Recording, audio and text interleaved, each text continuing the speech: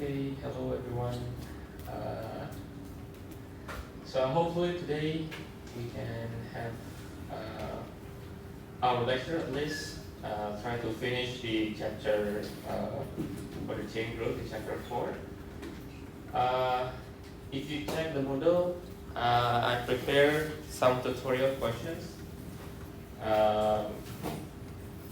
Hopefully you can check, and at least the tutorial will be the basis is I think the underlying concept for our course so far, but it's only up until the chain growth, but not yet the section that we are going to discuss. So the midterm will also include the section that we will discuss at least this week, today and next Thursday. Okay. If we can finish today, then Thursday class, I think we can have a review or maybe another tutorial. But I think we did Monday and Thursday probably. So this is the last discussions that we try to see the difference between the step growth and chain growth. Okay. You will see that these four aspects will be important to distinguish between the step growth and the chain growth. Okay. The molecular weight, remember the step growth, the molecular weight built up takes time, really slow. But the chain growth built up very fast. But the difference, the molecular weight in the step growth, at the end of the results, it produced more pristine polymer, or more, the percentage of the polymer is more pure. Okay. So if you say the conversion is probably high, okay, that's the step growth, or you can also say that from the chain growth, although it's very fast, maybe the conversion is not as high as the step growth. Okay? And then we can see the monomers. The step growth, it can have like really variety of polymers or monomers. We can prepare from various sources, various chemicals. But for the chain growth, we need to see whether the monomers has a double bond or not. Or we can say it has to be at least final monomer. Okay? And then the backbone and the functional groups. In step growth, the groups or the functional groups need to be in the backbone, in the main line. Okay? So because it is in the backbone, we can say the step growth it's more stable. It has a good stability. That's why it can produce high performance polymers. Okay? And in the chain growth, the functional groups is in the side chain. So for example, if you have like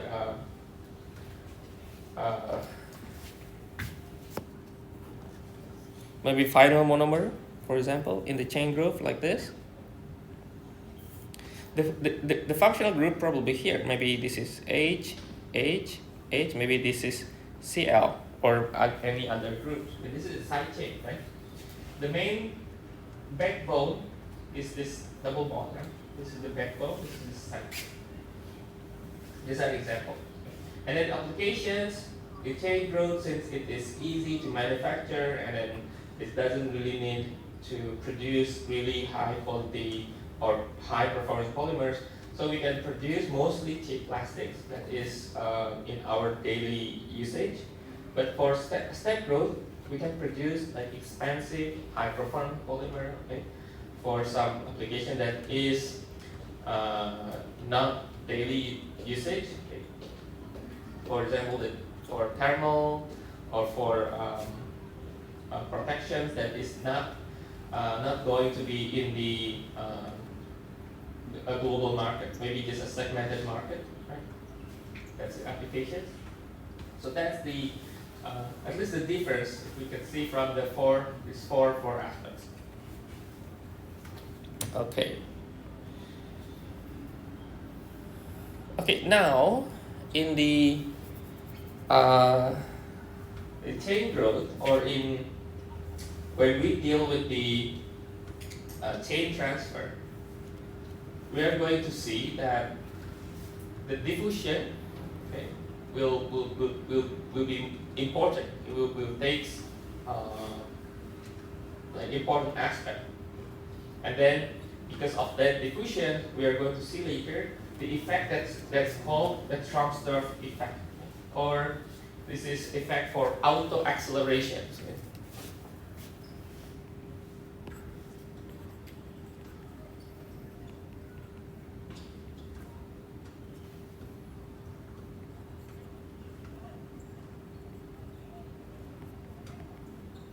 Okay. How does it say and why this happened? We are going to see later on.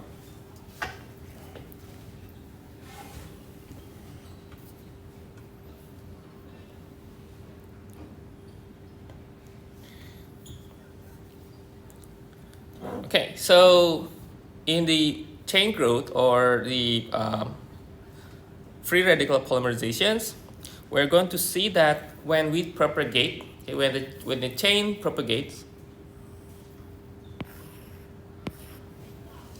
we're going to see it will grow in size, right? It's getting longer, right? And when the size is getting longer, if you imagine like for example, from this length, and then it becomes this length, right? Or maybe it's not really, let's say this is the polymer chain, okay? This long. Compare it with if you have another polymer that is maybe, or monomer that is maybe quite small, that is still, let's say these two polymers, it still propagates, okay? If you imagine when we deal with the process, the chain perhaps will move around, right? Move around. The longer the polymer chain will be, the movement. Let's say we want to move this. We want to move this in a translation movement. We need to translate this. How this polymer moves, this will be very low, okay, very low, because it has long chain. While for the shorter one, it's easier, right? Easier. So, if you think, or if you imagine, when this polymer that still propagate want to stop, okay, or want to terminate, then the diffusion, when the polymer moves until it terminates, it becomes important. Okay? It becomes important to see. Okay? So it's important to understand the diffusion constraints at terminations.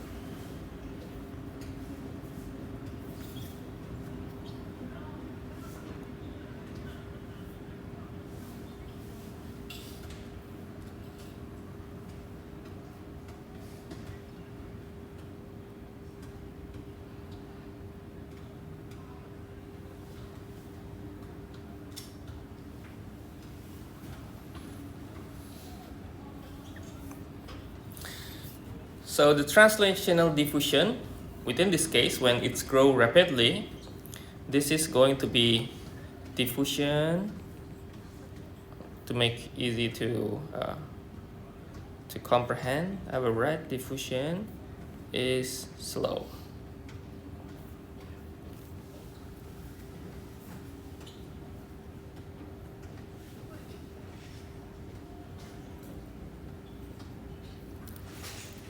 Okay, this is when propagates. Okay, so propagation.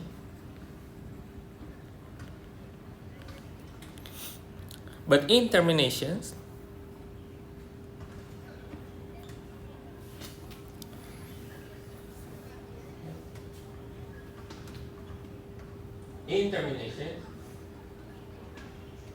the chemical reaction itself, because we just want to stop the reaction, is very fast. very fast. So we can write here.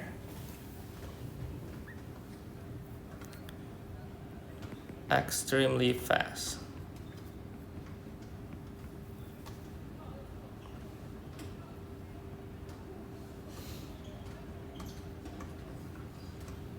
Fast reaction.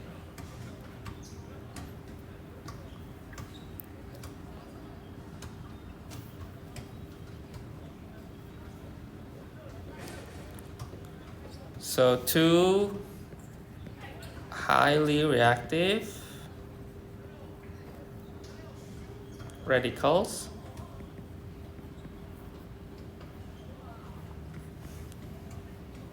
so the reaction is very fast, but the diffusion is a low rate diffusion.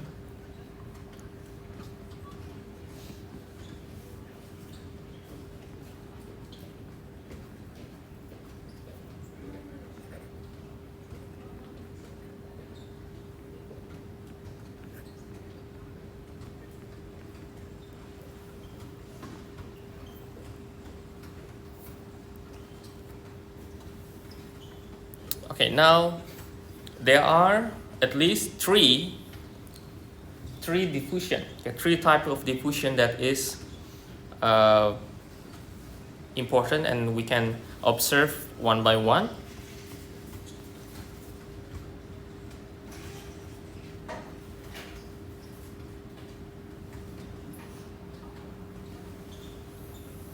Okay, so the three regimes of diffusion is first is the translational diffusion. Let me check. Okay, translational diffusion, segmental diffusion, and reaction diffusion.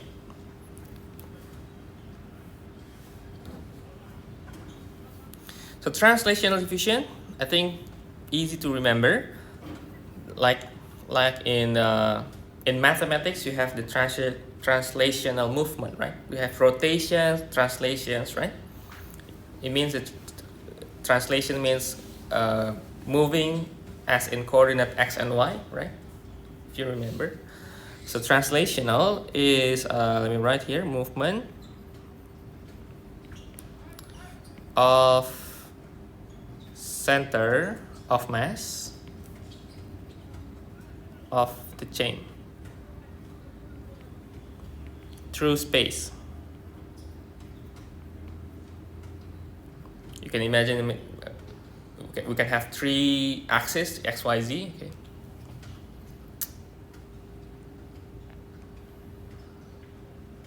So it's like simple motions. That is, if you see the maybe the polymers in the chamber, and then it's moving, maybe moving here. Okay. That's translation.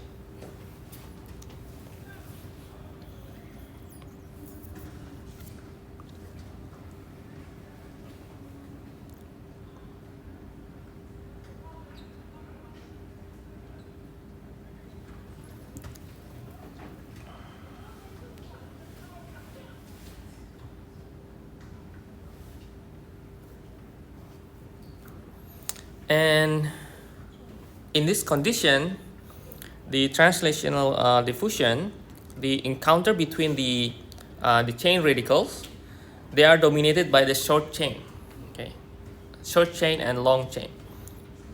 So we could say it's like a short long terminations. Okay? So we have one that is long and one is that short. Say this is the short long termination.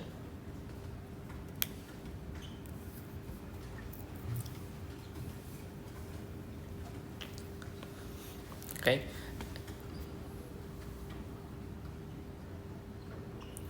Okay, segmental diffusion. Okay. So translations is the movement of the chain itself. The segmental diffusions is we are going to see the segment. Okay. So let me write here. So after it's moving the two chain radical, like they have the body of the polymer, they move. So the reaction of termination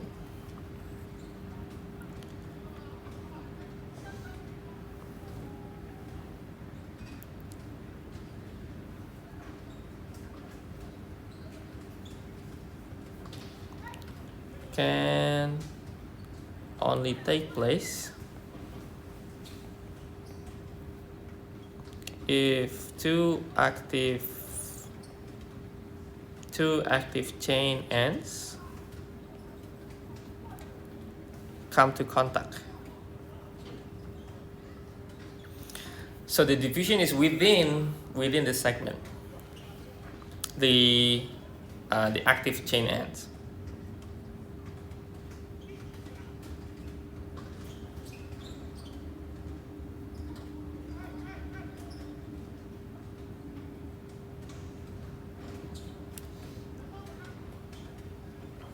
Okay, so translate diffusion, and then it stops, and then the chain end move, okay,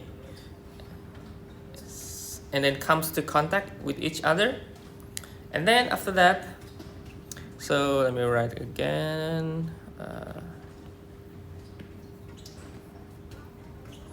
So at high concentration,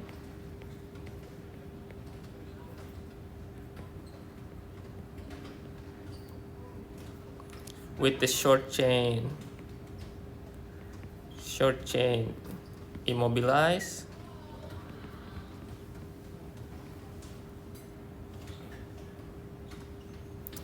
active chain end can only move by reaction with monomer.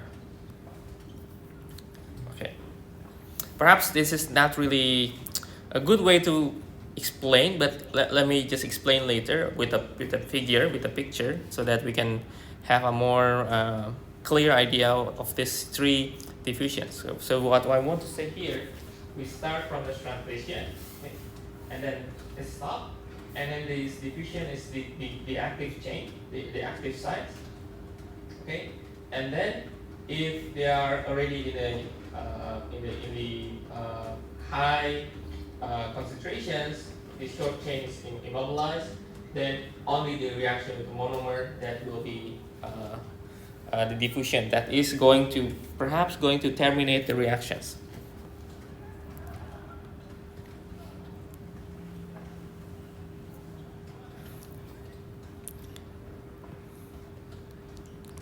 Based on the rate of coefficient, the rate for segmental and translation, this will be the slowest rate.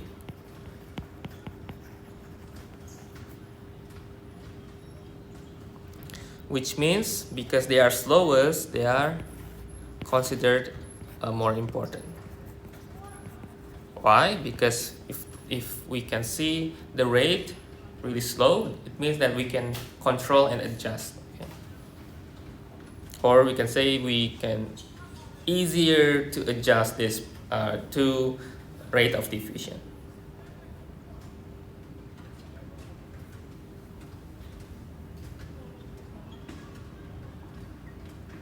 And these three diffusion will be affected by polymer concentrations, viscosity, okay?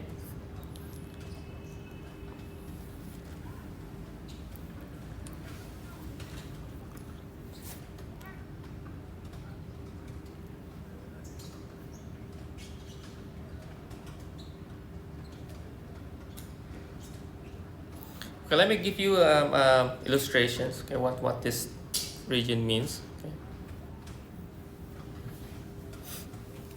Okay, you can focus now on the red chain, in this red chain. Okay, we have 1, 2, 3. Okay. This process 1, process 2, process 3. Okay. So the other polymer we call the black one is dead polymer, means the polymer already stopped reactions.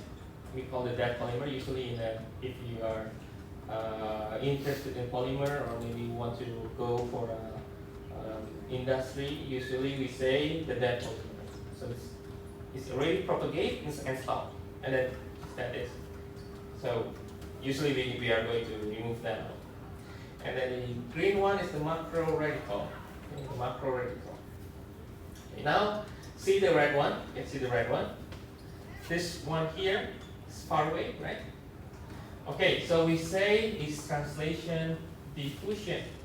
So it's going to move its mass, right, through the space. Okay, and somehow maybe they meet up, okay, and then they can overcome this obstacle, and then they meet here. Okay. Segmental diffusion, as we mentioned before, is when the chain end is meet. So the diffusion is this dot going here, and this dot here going there, and then they meet. Okay, that's the segmental diffusion. Okay, so it's easy from the picture, right? Compared from the words, but I think interesting, right? This segmental diffusion, and then from these two, when it's in high concentration, and they will react, and then they will react, and then it stops, and it's terminated. It's terminated. Okay, so it's called the reaction diffusion. It's diffusion with the focus on the chain end that is going to stop propagating, or they will terminate. Okay. I think if you want to take notes, I think you can draw this one. It's I think easier to understand. And if you are asked to write down or to explain, you can also explain by picture. I think that's also easy to understand. So translational diffusion, segmental diffusion, and reaction. And you see that these two, they have this rate of coefficient. Okay? Compared with the reaction, because the reaction itself is really fast.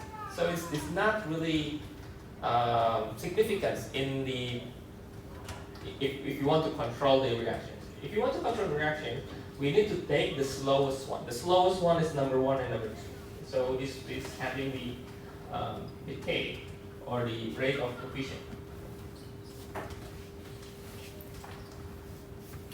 So we can write here, this is the slowest one.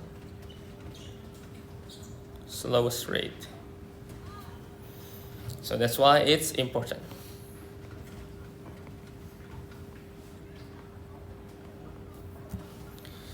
Okay, so I have prepared some question for your midterm, but not really fixed and not really sure what kind of exam we will have. Because I need to prepare an exam for for tomorrow exam and for other class as well. So I want to focus for that first. Don't forget tomorrow if you take the mechanics material, you have exam tomorrow. For that part, I already finished the questions.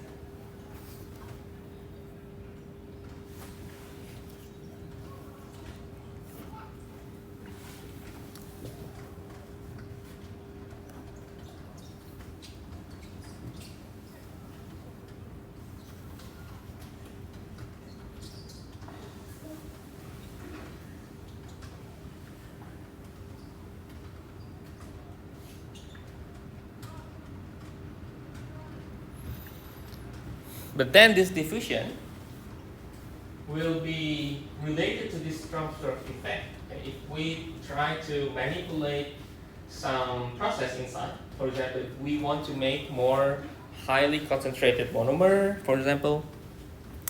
So when the monomer is high, the concentration is high, maybe we could change the diffusion control by slowly moving the short chain radicals, okay? And it will lead to the reductions for this K. So we can do some adjustment. For example, take more concentration for the monomers, and then this rate will be changed. And as the result, the process will. It seems like it's more accelerated reaction. And that process, the phenomenon is called the Tromsdorf effect. I will explain in I think the next slide. Tromsdorf effect.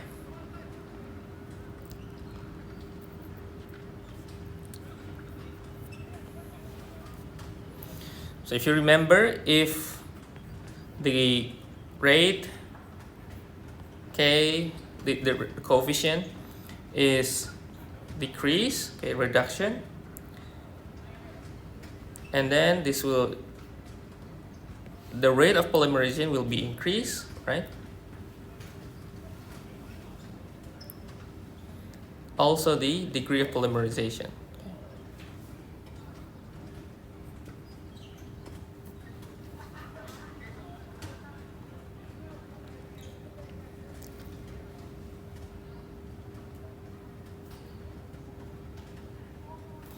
And this can happen when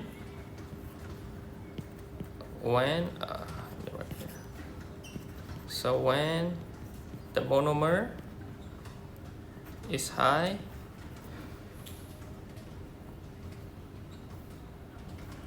or maybe not if, maybe just take that.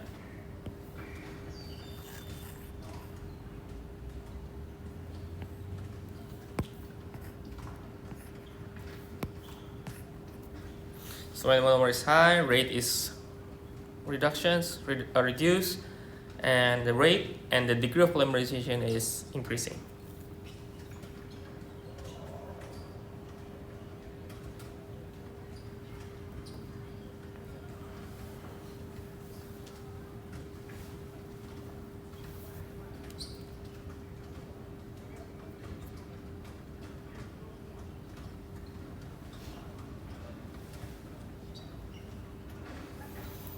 But sometimes these auto accelerations, we don't want this to be happen. Okay.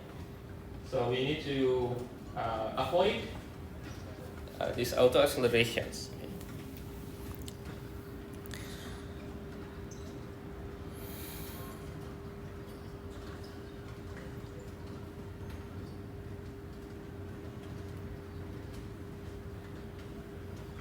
So before the auto acceleration happen, we need to stop the reaction. Okay, stop the reactions before the stop the reaction before translational diffusion of the short chain radicals become difficult.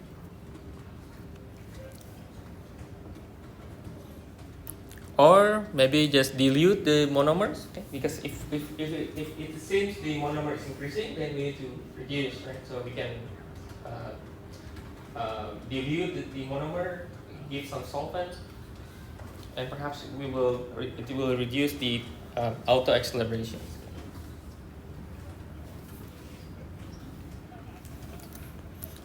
Okay,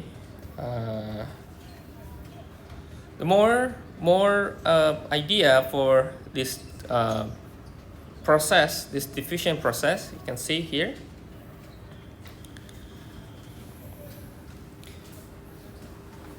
In the reaction diffusion, if you see from this part here, it takes time. It takes time to build the, although it's fast, but still it takes time to build the monomer molecules. Okay. This is just to see what's really happened within the reaction. That it also has the decay, the reaction diffusion. But in terms of, if we compare translation, segmental diffusion, and reaction diffusion, this will be the one that is fastest among the other.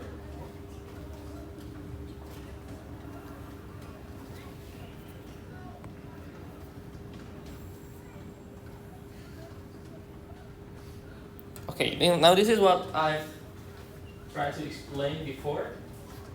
So if we see the formula from the previous one, okay, we have this and this one, right?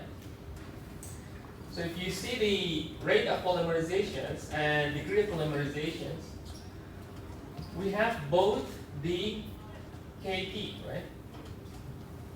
The K for the terminations, that is from the previous slides, that is going to be related to the diffusion. Okay? So diffusion until the reaction is stopped, right? So KT is here, and KT is also here.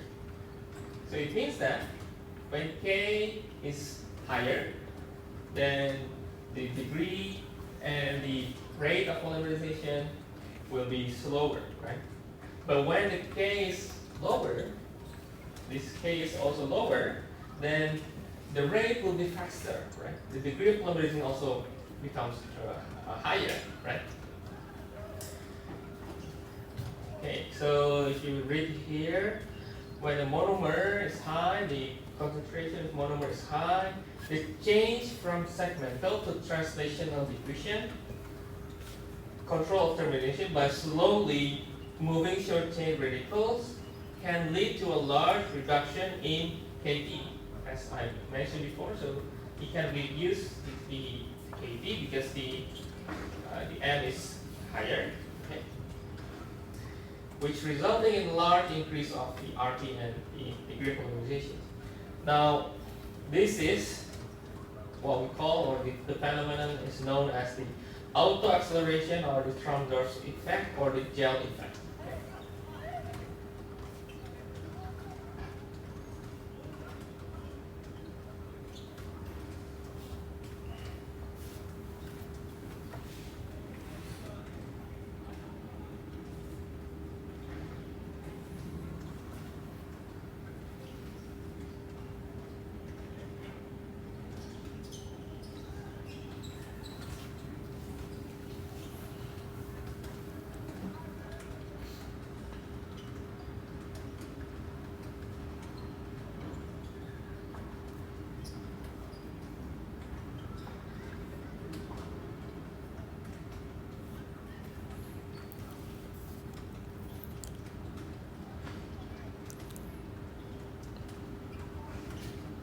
Okay, so what is really happen if we see in the molecular level?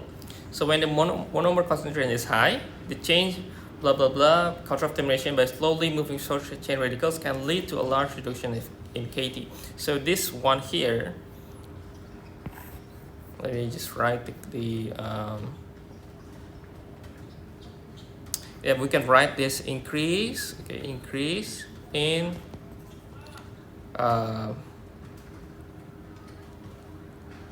medium viscosity.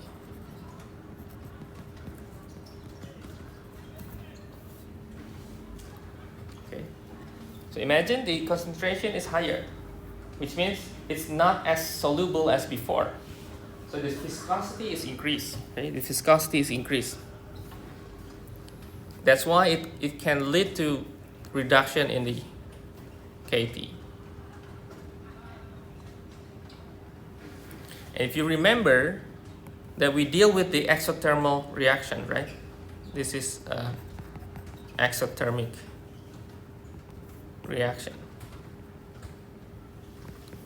So if we don't adjust if we don't control the polymerization carefully, because of this Tromsdorf effect, okay, if we are not able to control the concentration, and because of this exothermic reaction, the process can lead to, like, it can heat up and then maybe explode if we don't really control, okay?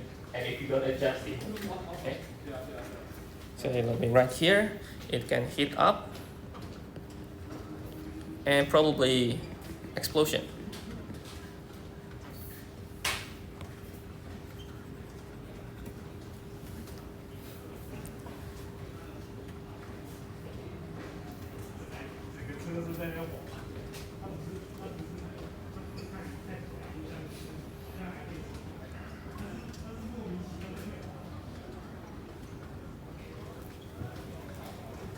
I hope when I wrote gel effect, you can have a description what kind of gel. It means this viscosity increase, right? Viscosity increase, that means the reduction for the rate of coefficient.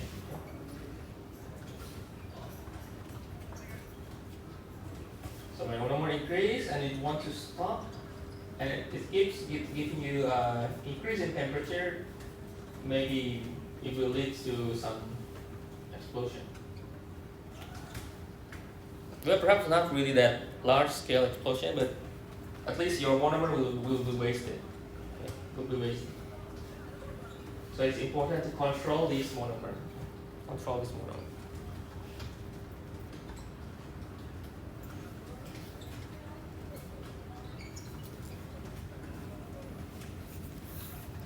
So right here, important to control. Important to control the concentrations.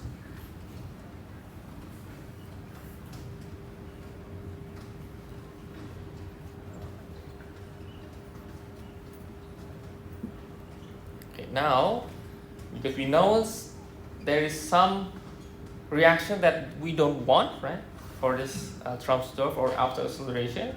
Perhaps we don't want this to be really make our monomers wasted. Then we need to stop the reactions before it reacts as in the end products, or we want to make it slow. And we can have two approach. Okay? That we know the terms for that is we need to take the inhibition and retardation. Okay?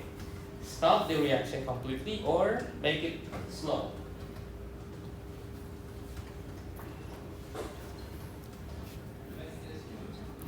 So this will be also important. If we are not able to control this process, or the chain growth is not really easy to be controlled, then how do we prepare the monomers that we want to polymerize if the monomer itself is uncontrollable? So that's why we have the inhibitors or the retarders to help prepare, at least prepare the chemical.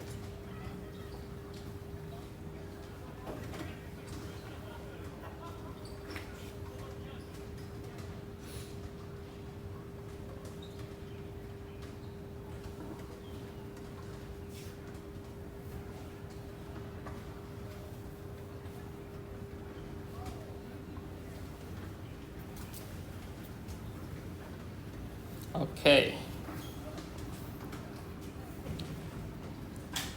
Okay, this is if we would like to see in more clear graphs. You see this conversion here, percent of conversion. This is the time. Okay. So how many minutes the reaction will be. So this will be conversion. So you see that when we have 10, 40, 60, 80, 100. So the more monomer we have, the high concentrations, the high conversion we have, let's say it's 100%, you will see that it's really significant, right? From 1,600 minutes to around 400. It's almost 1/4, right? 1/4. So it makes the reaction really fast. This auto acceleration. So there's three ideas for auto acceleration. First is viscosity increase, reduction of the termination rate, and then it is the exothermic reactions. Okay, so these three will be important for us to control. And how to control? Basically, we control based on this formula. Okay. Either we make it the monomer may be soluble, maybe we give more solvents, or maybe we try to find another monomer, okay, another monomer.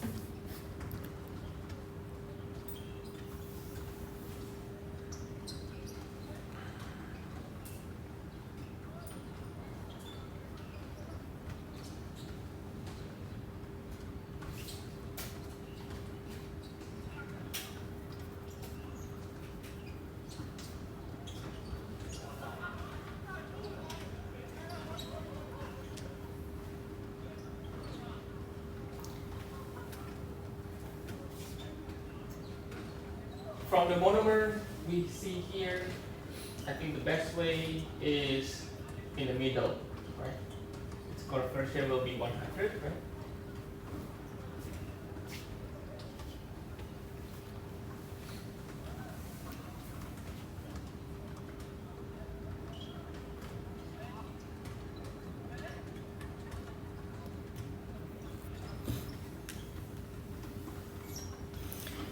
So let me just clarify and make sure that you understand here.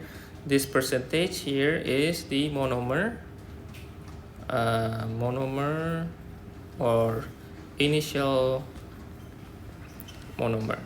Okay. So we don't want to give like really high concentrations at the very beginning. Maybe also not too low. For example, here this is the metal methacrylate, the polymetal methacrylate. So if we take it too small, like 10%, it's in the percentage, we are going to see that it is going to be at least not, I think not reaching out the 80. So the conversion is not really good. If we increase a little bit, 40, it's also around here, not reaching 100, so considerably not really good either. But if we got the 60, like the initial monomer is 60, then we can reach out the 100. 80% also can be 100. But when we give too much at the beginning, we don't have like 100%, the conversion. This is percent for conversion, this is percent for the monomer, initial monomer.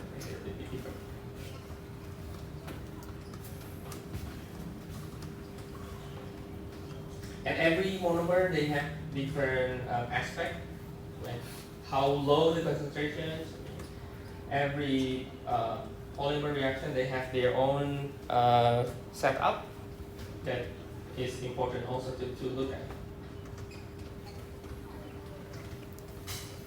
Especially if you are maybe dealing with this new, like want to try a new method to synthesize, and perhaps we cannot really see from the conventional polymerization. Maybe there are other advanced polymerization process, and that will be next chapter. After this, we are going to see other polymerization technique. We still have other that is related to this chain growth, but with different techniques. So I try to separate those techniques into another chapter, because if I include here, maybe too much for the chapter. And this course is supposed to be introduction, so not really going into the details.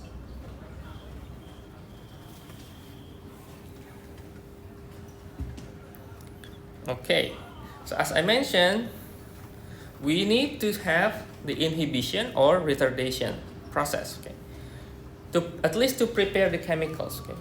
So we want to make, like for example, if you're already in the lab and doing some experiment, maybe you are wondering how to prepare the package. For example, if the monomer, it can react maybe with the air or maybe with the water. Of course, if the company wants to make that monomer, they don't want the monomer react itself by itself, right? So they want to prepare and then maybe to stop the reaction before the client buy and then they use for polymerization. Right? So we need to have this inhibition or retardation. Okay?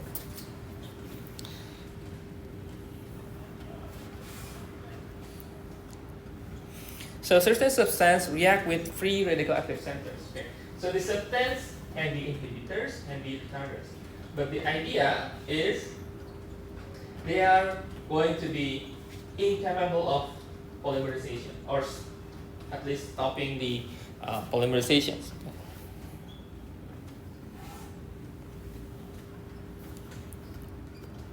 So they are doing something with these active centers or the radical. Okay?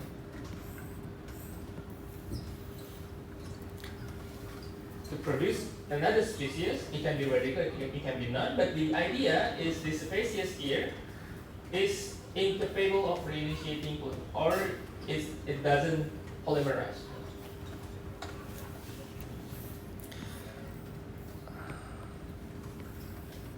So won't be polymerized.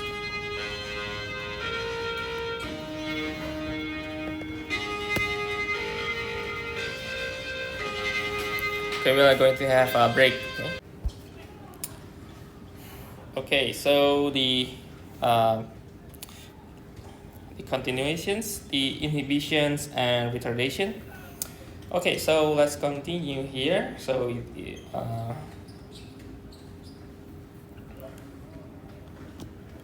so what is inhibitor and what is the retarder? Okay. So when the polymerization is prevented, it means that there is no reaction at all. We call the substance is inhibitor. Okay. The substance that is from the previous slide. And when reaction is less efficient and or the spacious yields, it slowly reinitiate polymerization, which means that the reaction is not as fast as usual, then it is the retarder. Or we could say the rate of the polymerization is reduced. So we could say the substance is retarder. So that's the difference. So inhibitor is inhibit, it stops the reactions, it prevents the reactions.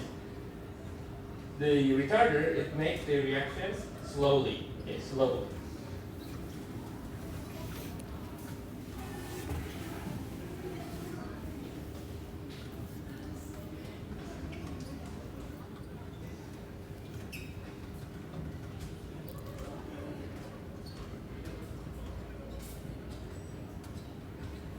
So inhibitor and retarder.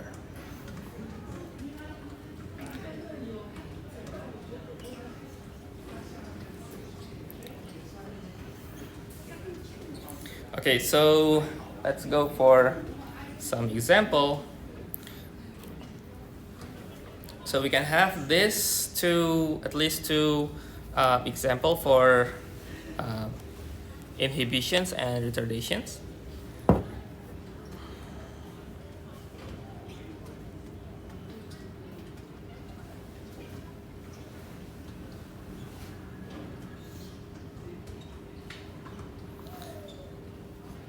So this is the oxygen retardations. This is oxygen.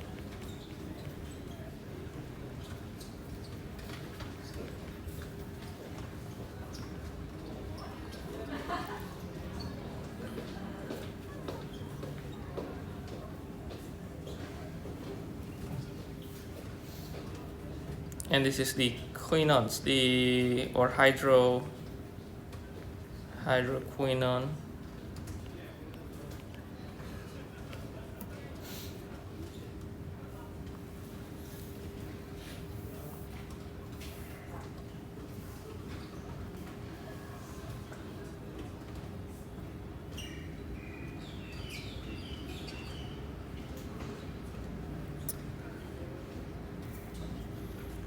So this peroxy radical, if you see, after it react with the oxygen, the retarders, this is going to be, it can reinitiate, but it's really slow. So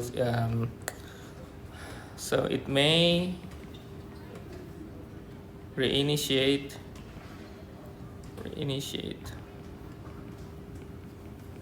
polymerization slowly.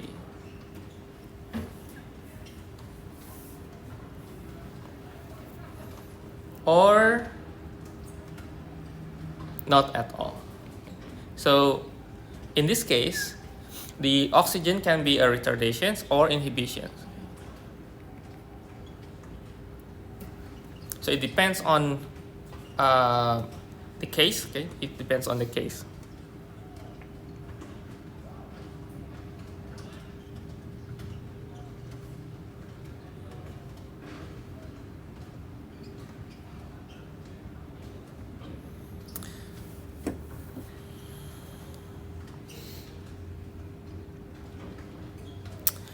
So that's why in the radical polymerization,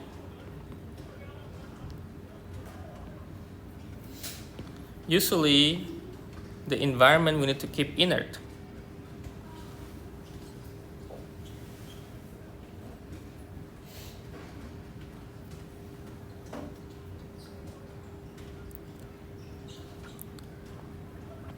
Inert atmosphere.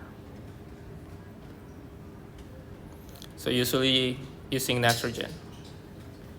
So we are going to exclude the oxygen. Okay.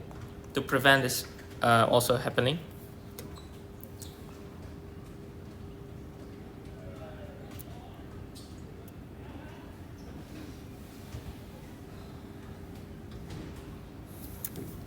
There are other called the auto inhibition.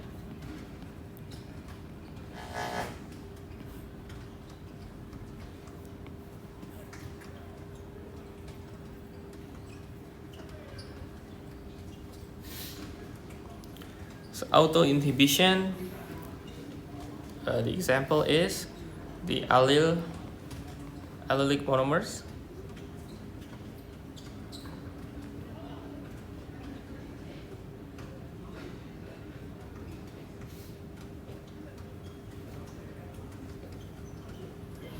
And don't think more example. I think just this inhibition and retardations.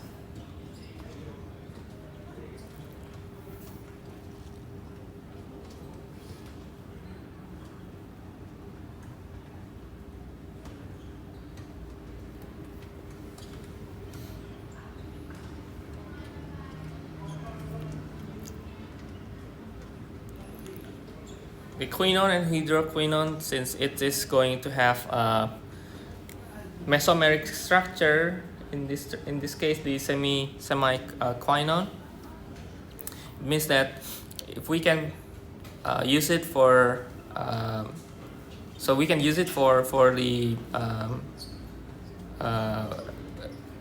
retardations or inhibitions.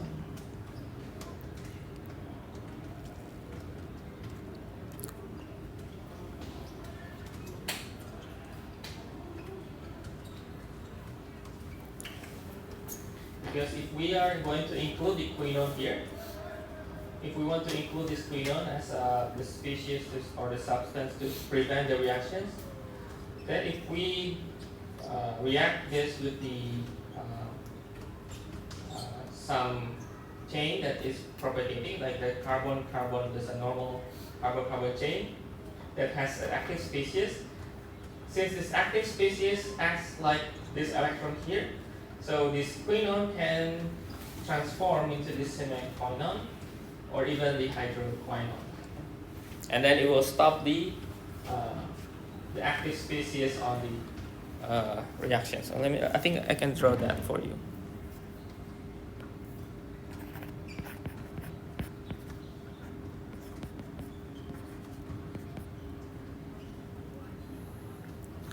So this having a single bond, and then plus with this,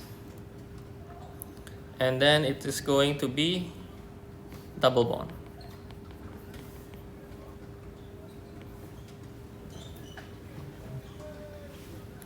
So let's say we have here, and that is going to be double bond. Plus with the semi-quinone. So the quinone will be changing to the semi-quinone. And the semi-quinone itself, you can go here or we can go back to this one. So it depends on the case. So it's easily to change, and that's why it's easy to react with the active species. Okay. And this is a typical graph to show the difference in the inhibitor and retarder. So A is a normal polymerization. B, we see the rate or the slope is lower than the A, right? So the velocity or the slope is lower. So it means that B is 8 times slower. And C is inhibitor. So we say we have the delta here. This is the induction, which means that there is no polymerization. And after some time, maybe inhibitor stop. It has this.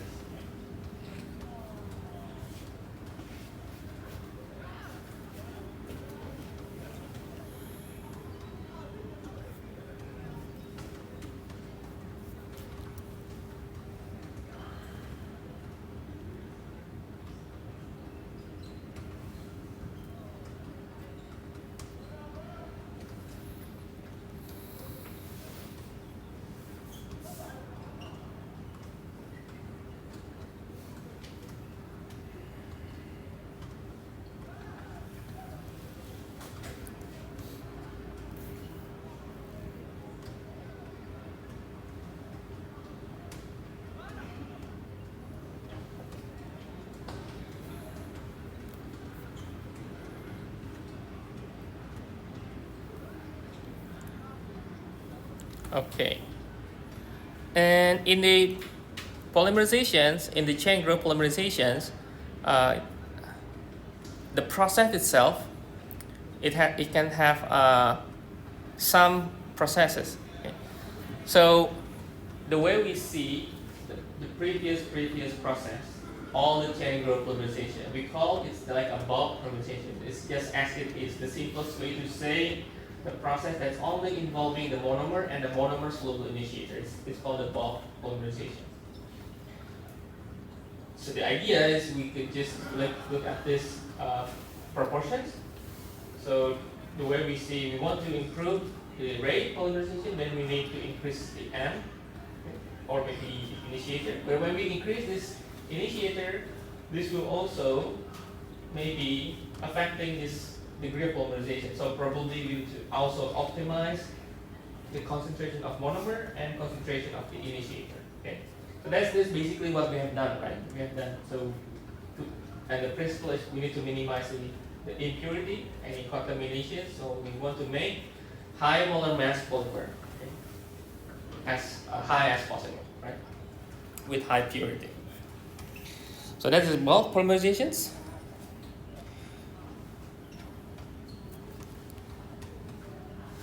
At least we have 4. Okay. So bulk, and then we are going to include the solution, the suspension, and the emulsion. Okay. We are going to see some of them, and I think we can finish by today. So, okay, I think we can, yeah, we can finish.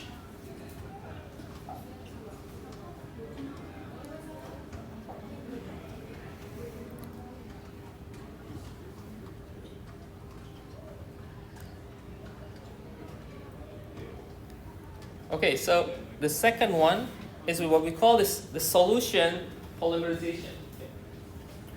So perhaps in the bulk we have the impurity and so on, right? We have the problem with that. Perhaps we can include solvent.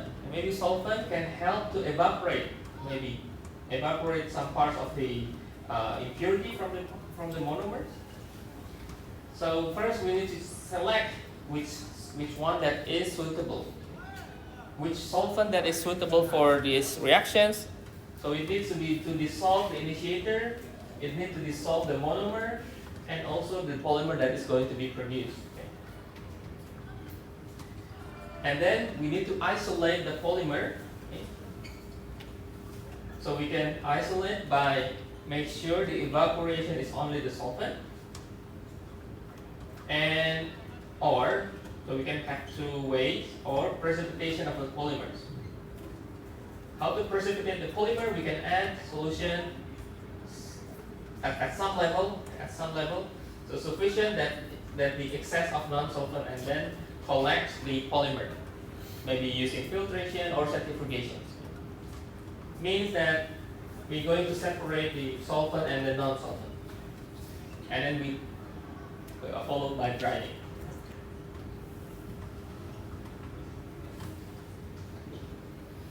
Mostly, the second is more common, that you need to centrifuge the process to separate the precipitate.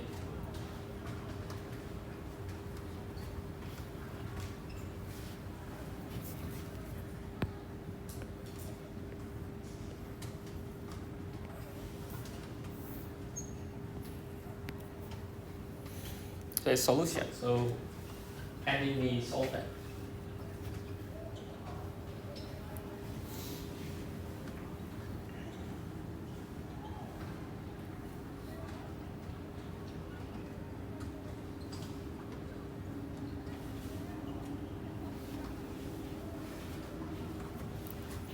Okay,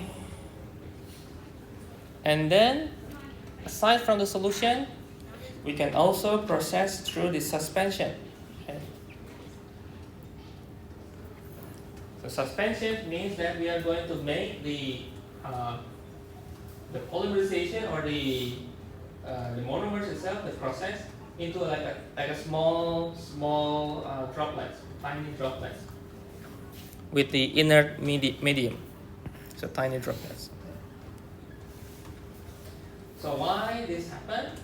Because in industry, where the process manufacture probably will take some more energy than other laboratory, right? If we compare the industry and laboratory, the industry usually they take more energy because they want to make like large scale productions, right? And the problem is when they are doing that, sometimes the heat transfer will be a problem. Why do you think heat transfer is a problem? Any idea?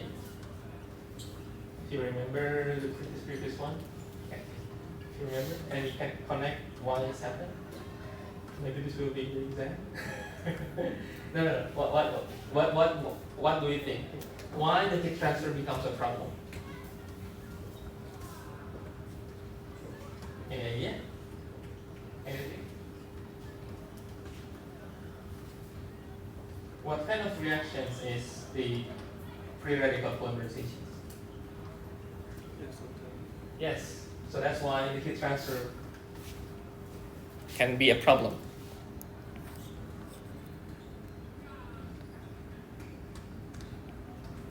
Free radical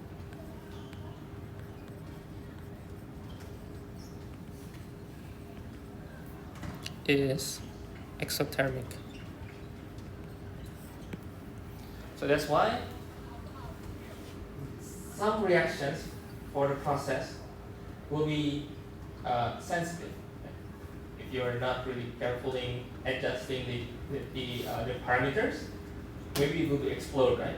And if in industry, if it is explode, then the industry will be, maybe they will waste their monomers and they will not get any profit, right? At least that is how we see why it's a problem. Okay. So I'm writing there, the free radical polymerization is exothermic. So the heat transfer is really sensitive. Okay, and then we make the suspensions. So we make in a tiny droplets with the inert medium, and then initiator, monomer, and polymer, should be insoluble in the suspension medium.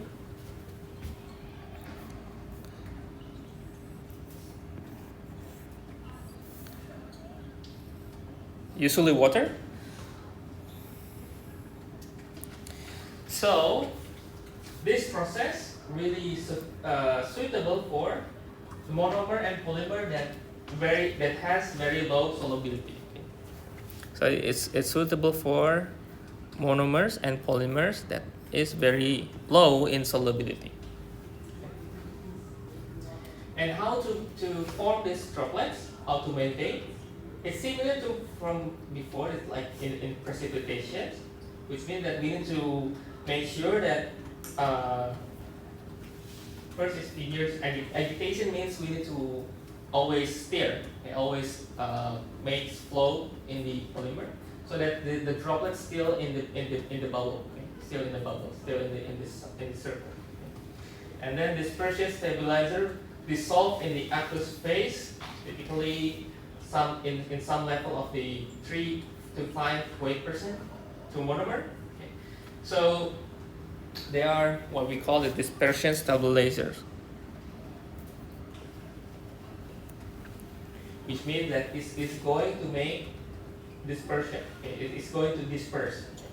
And typically the dispersion stabilizers, they are going to have this ratio compared to the monomer. Okay? And again, they are going to be low molar mass water soluble polymers. It can be a PPA, it can be this hydroxyalkyl cellulose, but usually PPA. We usually put PPA. And then it combined with a surfactant. What is surfactant? Surfactant is derived from the surface active agent. Okay, if you know the detergent or the soap, that is one of example of the surface active agent. So what does it do? It has the hydrophilic and hydrophobic ends. The chain ends is hydrophilic and hydrophobic. So it can help to it can help to adjust or rearrange the molecules. But maybe you can describe the dispersion stabilizer is to make sure that the dispersion is going to be adjusted very well. It's going to be easily to be adjusted, okay, or rearranged. Okay. That's the suspension.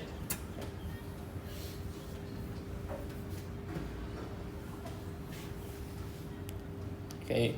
For more details, you can check the each one of this process. Okay. But the idea for my lecture is just to know what's the difference. Okay. That's the main point. Okay, and then we have the emulsion. The emulsion, if you remember the surfactant before, this is one of the examples. So if you see, we have the circle, and then line, circle, line, right? This is circle, line, and then the M stands for the Michel. Okay, Michel is the shape. It's called the Michels. Michelic is from the cells, Michels. So reaction component differ from the suspension, but initiator must not be soluble.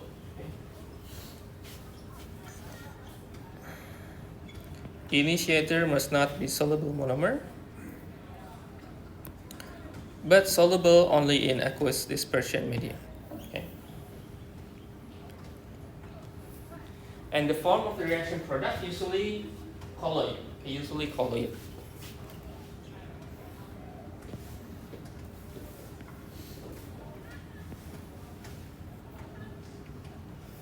And the range, the diameter range is from 0.1 to 1 micron. The dispersed, the particle, polymer particle. And we usually use the anionic surfactants for the stabilizer.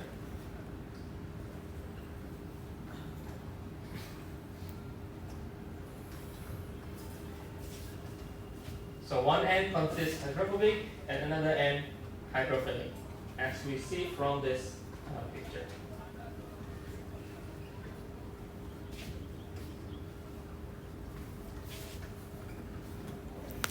So what does it mean?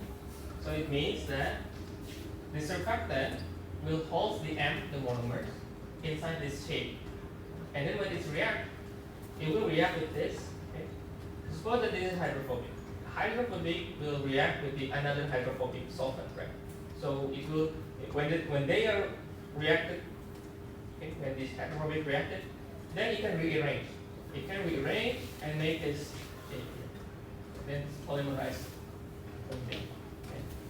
So it means that the polymerization, it takes into the shape. Okay? So we take into like a tiny particle, like small particle, but they can react. Okay? So if we can trigger the reactions, which means that we can trigger this hydrophobic part, okay, or hydrophilic part, we can choose which one that we want to make, hydrophobic or hydrophilic. We can make this hydrophobic or hydrophilic, and then we can polymerize through the reaction that going to break this first, and then it can polymerize through that point. So you can make this line here and then polymerize. Okay. So it's going to open this droplet. It's going to open and then make the polymerization.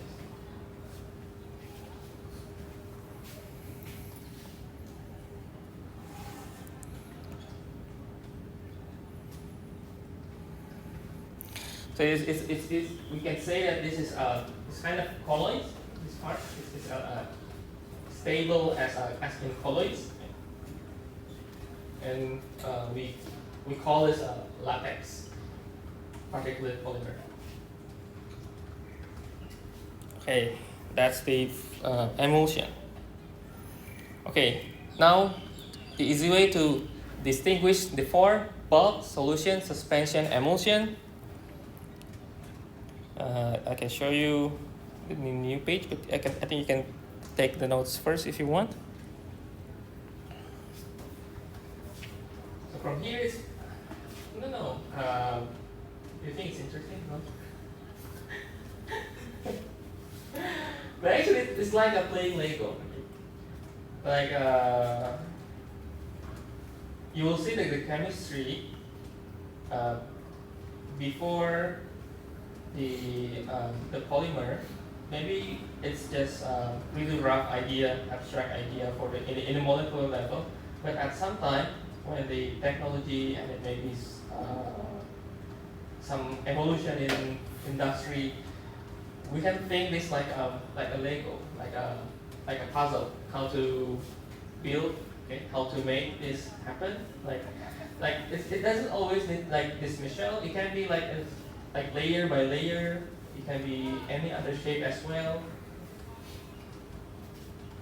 As long as it is in emulsion, I think that should be very suitable for The polymerizations. Okay, easy, simple words. Process, bulk, solution, emulsion. Okay? So the suspension will be included in the same. Actually, they're quite similar, suspension and emulsion. So I think we can say they have the similar positive and negative for the suspension. So we can see the bulk, solution, emulsion. The good bulk, only monomer is present. There are no other stuff. Okay? So just reactions. No monomer, initiators, and reactions. But then it can be high viscosity, like in a Tromsdorf effect, right? Maybe there will be thermal hotspots, like the heat transfer, and then maybe explode, right? And then maybe there will be some dead polymer, unreacted monomer that is going to be there, right? So that's bulk. Solution. Easy temperature control of molecular weight also easy because we just need to focus on which solvent we want to add, right? But then we need to remove the solvent. We need to evaporate the solvent, okay? And then we need to think how the chain transfer will be the solvent, okay? Because that is why we include solvent here, because we are going to have the chain transfer to solvent. And then the emulsion, all monomer reacts, the latex is usable as is. It's easy to control by thermal. And then we can have the UTG material, it means the temperature glass, and it has low viscosity. And the bad, probably the effect for the surfactant, maybe it will affect it by water. Maybe it has some sensitivity because of the hydrophilic part of the surfactant. Maybe it will disturb the reaction. Okay, that's the negative part of the emulsion. But as I said, as long as we can adjust the shape, like which part of the hydrophilic and hydrophobic we want, I think we can control also quite easy.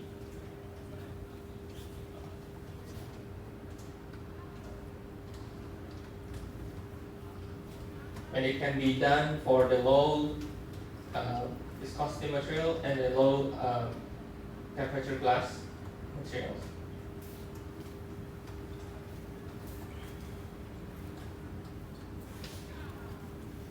And this is from the macro Galeria. If you want, you can check the macro Galeria for other examples.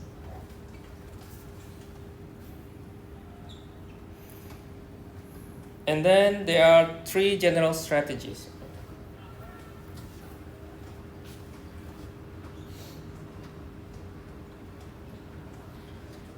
So 3 general strategies for the process of polymerizations. First, we have the batch strategy, semi-continuous, and continuous. What's the difference? The difference is in the reactor. Okay. The reactor for the batch is just one batch and then reactions finished. Okay. So reaction is complete from the start to end in one batch. Semi-continuous, it will be like part by part. So semi-continuous only part or total reaction formulation is introduced at the beginning, okay? But the rest will be added later.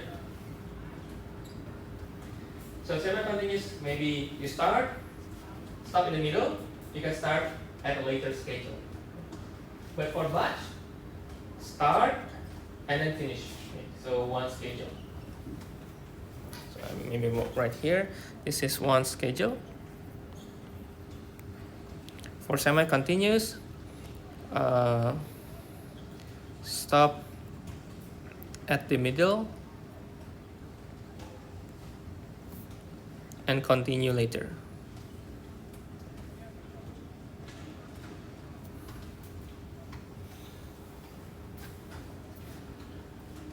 And for continuous, then the reactants will add continuously. So we are going to see there will be input streams and output streams. And of course, we need to balance the output and input streams. And we need to think in the process how to add the reactants. Okay? Maybe add in the middle or maybe add later. But they need to be adding, like the rate need to be continuous. The rate need to be continuous.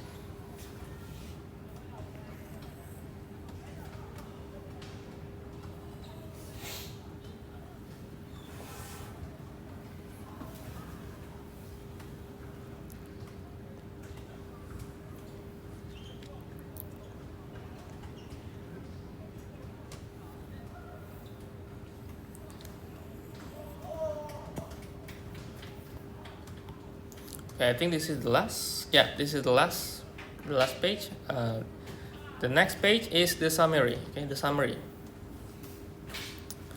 Summary.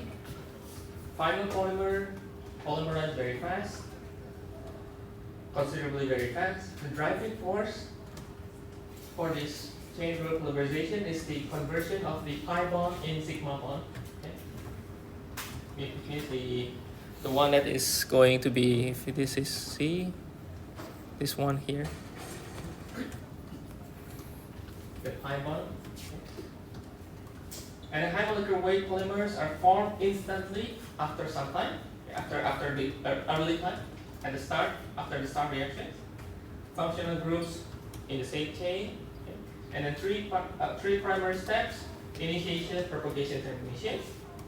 But also in the middle, we need to understand its kinetics and also the chain transfer or chain length. Okay? And then we have the Tropsdorf effect, that is auto acceleration of the rate of polymerization. And we can have the process, which is it's not batch, sorry, it's bulk. Bulk, solution, suspension, and emulsion. Okay, that's the last page, and that will be the end of our lecture for today's class. Do you want to have a class on Thursday or no? Do you want? Okay. Okay. How about the other one? I mean, it's also up to you because we prepare for the midterm. Okay. So I need to think maybe preparing for the tutorials. Okay. Or since I give you the tutorial set, maybe we can have some review on those tutorials. You can check the Moodle for the tutorial. I think actually not tutorial, it's just like set of questions, like the very basic questions that is maybe we are going to see maybe in the midterm. Not in the midterm, maybe that will be just a concept. Okay, maybe we can review that. So I think we can end our lecture. Okay.